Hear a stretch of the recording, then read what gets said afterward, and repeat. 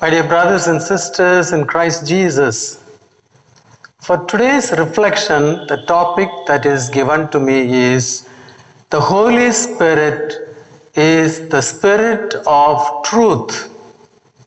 It's about truthfulness today.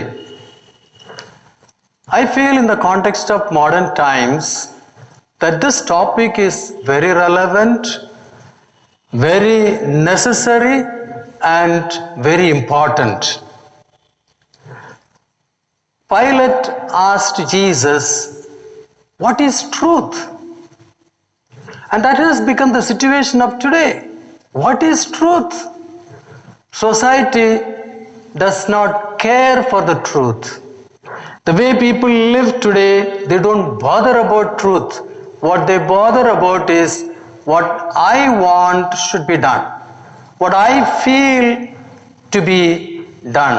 This is what truth has no more become the criteria for man's life, the goal of man's life. Many people, the way they relate, the way they live, the way they function, it becomes very clear that truth is distorted, and to a certain extent, the truth has disappeared from their lives. In today's consumeristic society, with worldly standards, truth has no value. All that they want is that I must be happy, I must enjoy life, I must have all the pleasures of this world. I should not suffer. I should not experience any want. And that is the criteria with which this consumeristic society is living. And as a result, wrong means and false ways have become the norm of life. I give you an example. Bribing. Today it has become a normal practice. We use unbecoming means like bribe to get everything done. Even the church personnel, we run the institutions, educational, health institutions, and also the social works apostolate. But to get these things done, we bribe. For example, in a school, to get the NOC or to get the building plan sanctioned or to get a post sanctioned, today we pay enormous amount of bribe. And without that we say the institution cannot be run because the present society is such. And so even the church personnel, without any qualm of conscience, we go through this process of unbecoming means. But we must realize, why do we run the institutions? In order to inculcate in the lives of people the gospel values. So that our institutions are the means of preaching the gospel, proclaiming the good news, giving the people the value system which is based on the gospel. But to run that institutions which is meant for the gospel values, we adapt means that are contrary to the gospel values. We compromise with the gospel values. We bribe, we do all unbecoming things in order to make the institution exist. But the purpose of the institution is defeated. This is the saddest thing that we are going through, how untruthful our life is. As a young priest, I have a beautiful example. There are various examples in my life with regard to this unbecoming means for which I have said no. And as a young priest, I was appointed as the parish priest of a village parish, and we had a primary school there. And that school, to upgrade, when we approached the educational authorities, the basic Shiksha Adhikari, he asked me just 7,000 rupees as a bribe, and he would give us the permission to upgrade the school, which will be so beneficial for the girl children who are in the village who cannot otherwise go to other schools in the faraway place. Otherwise, they have to, after the primary, they have to stop their education. There is a need. But the man was asking me just 7,000 rupees bribe. I realizing that this is not the gospel value, I said no to it. As long as 6 years I was in that parish, that school remained as it was. We could never upgrade it. The development could never take place. Now in this, I may look to be a failure in running that institution, but I consider it as a success because all the staff in the school, all the people around, the locality, the parents, they came to know here is a priest who does not use the unbecoming means. Here is the priest who stands for the truth, stands for the gospel values. That is the success that I have to narrate. And so today when we reflect on truthfulness, in order to be truthful, we need to have the spirit of truth. Someone will be able to be truthful only when that person is filled with the spirit of truth. Do you ever wonder if integrity as a value is perishing from this earth? How do you feel when someone deceives you? What is your experience when someone whom you trust so much, that person lies, the person deceives, that person betrays? How we sometimes play with the life of people through diplomacy and ingenuine dealings and relationships. But the God of the Bible is a God of integrity, the God of truthfulness. In the letter to the Hebrews, chapter 6, verse 8, we read, there are these two things then that cannot change and about which God cannot lie. The Holy Spirit is totally, thoroughly, and completely honest. Jesus calls the Holy Spirit the Spirit of truth. In St. John's Gospel, chapter 14, verse 17, we read, this is the Spirit of truth, whom the world cannot receive, because it neither sees him nor knows him. Again in St. John's Gospel, chapter 14, verse 6, we read, Jesus says of himself, I am the way, the truth, and the life. And so, equally, the Holy Spirit is the Spirit of truth. As it is impossible for God to lie, never forget that the Holy Spirit is incapable of lying to you. He will never deceive you. John's Gospel, chapter 1, verse 14, we read, the Word became a human being, full of grace and truth, and lived among us. And that is the work of the Spirit. Truth means fact.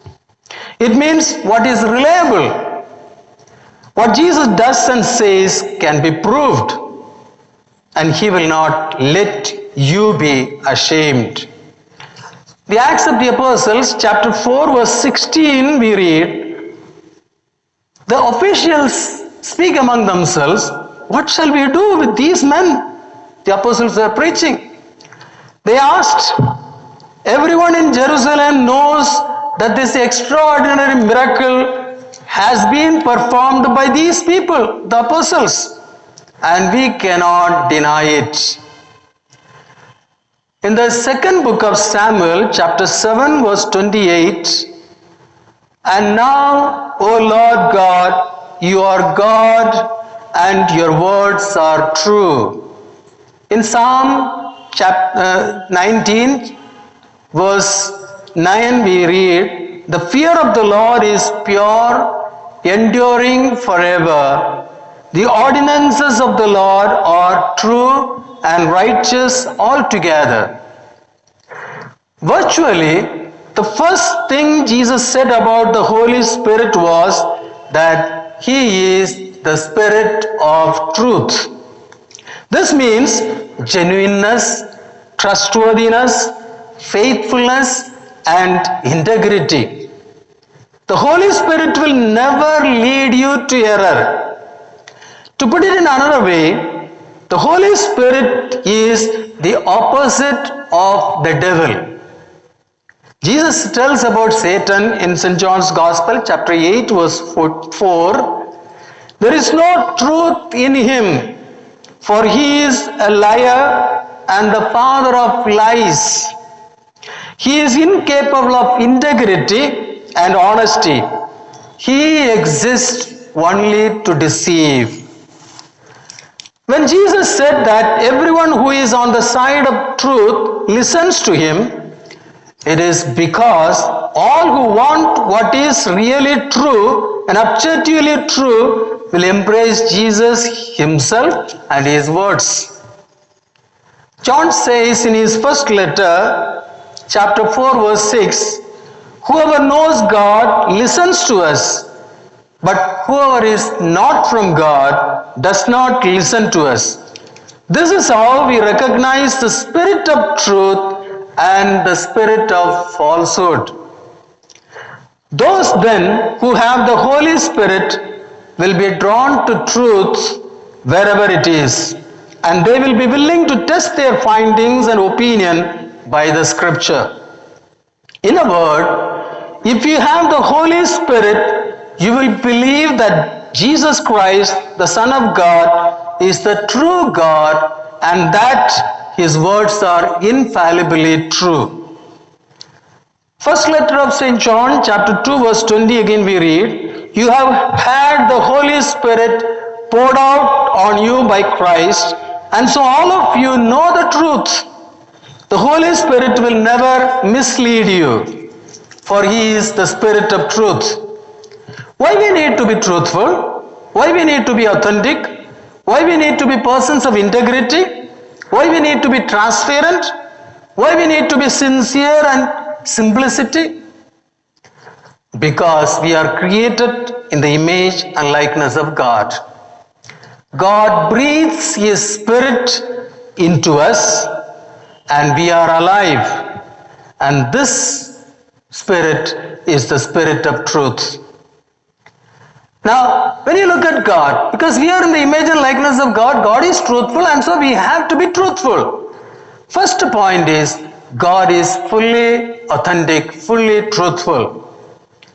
In the burning bush narrative, when Moses asked God, what's your name? And God tells Moses, I am who am. That means, I am what I am. Nothing to hide, nothing to add. To be what you are, and that's the meaning of holiness. Truthfulness is holiness.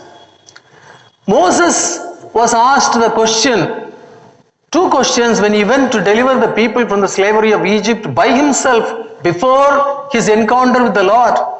They asked him, they challenged him, who are you? Who gave you the authority? Now the question, who are you, has three aspects. For all of us, who are you? Who am I? The first thing is, God has an image of myself. I have an image of myself. I know about myself. Others have an image of myself. The way I conduct myself, the way I behave, they come to know me. And so the three images. God has an image of myself. I have an image of myself. Others have an image of myself. The question is now, are these three images one and the same? No. When we can say that these three images are one and the same, then we will be persons of integrity, truthfulness. Secondly, Jesus is fully an authentic person. He is truthful. We read in St. John's Gospel, chapter 4, verse 34, when he was speaking to the Samaritan woman, he says to his disciples, my food is to do the will of my Father. That's it. Again in his John's Gospel, chapter 8, verse 28, Jesus says, when you lift up the Son of Man, then you will know that I am who am. So Jesus is truthful, just like the Father. And then third point is, Jesus expects his disciples to be truthful. Because we are created in the image and likeness of God, God expects us, Jesus expects us to be truthful, just as he is truthful. The whole of the Gospels, we find Matthew's Gospel, chapter 23, the whole chapter is how Jesus is pronouncing those woes against the Pharisees. Jesus is always presented in all the four Gospels as a compassionate person. He loved, he accepted the tax collectors, the publicans, the sinners, the prostitutes. But he was angry with the Pharisees. For the only reason because though the Pharisees were the religious of Jesus' time, they followed minutely all the Mosaic law, but yet whatever they preached, they didn't live it. There was a gap between what they preached and what they lived. And that's why Jesus tells the disciples, follow what they preach, but don't practice what they do. This hypocrisy Jesus always resisted, rejected, and he was angry. So he expects his disciples to be authentic. Again, the fourth one is the means to be authentic or truthful. First and foremost, to be truthful, we need to have the right motivation. St. Paul's letter to the Ephesians, chapter 4, verse 1, we read, live a life that measures up to the standard God set when he called you. By baptism, we have received this new life, and we must live up to that life. Our motivation should be to live up to the baptismal commitment that we have made. The course of our lifetime, we have made compromises. So, right motivation. Secondly, prayer. Prayer is a personal, intimate union with God. Prayer makes us truthful. Prayer helps us to have the same mind and heart of Jesus. And surely then we will be truthful, a prayerful person. Thirdly, self-denial. It is because of the love for the self we make compromises. We try to defend the self, and then we take up unbecoming means. We say lies. We are untruthful. And that's why we need to deny the self. Jesus said, the one who wants to follow me must deny himself. Then only we can follow the truthful Jesus. Fourthly, we must have genuine love for Christ. Do we have a genuine love for Christ? Are we just following a principle? Are we just following what we learned, what we are taught in catechism? Or do we have a deep encounter and intimacy with the risen Lord? So we need to have a genuine love. When we have that genuine love, we will go out all possible ways to stand for Jesus, to stand for truth. Fifthly, humble self-knowledge. We must have the knowledge of true self. Whatever I am, my good and my bad, my strengths and my weaknesses, I should be able to accept. This is what I am. I cannot just live in complacency, live in boasting and pride. Sixthly, ability to hear and accept the truth about oneself. That's a great strength. If I have made a mistake, I accept it. That is strength. Again, the last one, seventh, fairness. Fairness in our dealings. There is a beautiful incident in the life of the 36th American President, Lyndon Johnson. He, once when he was attending a service in the church, he so much was taken up by the homily that day of that priest. After the service, he met the priest and told the priest, Father, why don't you come this evening for a dinner in the White House? The priest humbly apologized and told him, President, sir, today I have committed myself to another poor family where he is celebrating the birthday of his daughter. I must go there. Sorry, I can't come to your White House today. The president appreciated him for his fairness. For that priest, the American president, as well as that poor man in the parish, were equals, were human beings, were images of God. And the president appreciated him and he became his great friend. My dear brothers and sisters, truthfulness in life, the spirit of truth we need to have. As we are preparing ourselves for the Pentecost, let us prepare ourselves. Let us pray that we will live lives of truth according to Jesus, who is the way, the truth, and the life.